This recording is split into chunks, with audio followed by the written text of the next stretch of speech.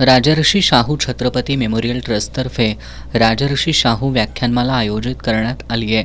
या व्याख्यानमालेत भारतीय संविधानाचे अभ्यासक डॉक्टर प्रताप साळुंखे यांनी भारतीय संविधान आणि न्यायव्यवस्था या विषयावर विचार मांडले।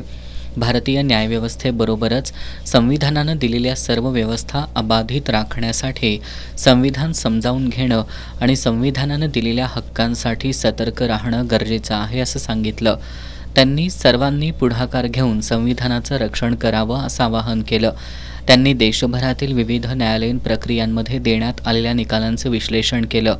संविधानाच्या रक्षणासाठी चांगली लोकं निवडून देण्याची जबाबदारी देशातील जनतेवर आहे असं प्रतिपादनही डॉक्टर साळुंखे यांनी केलं।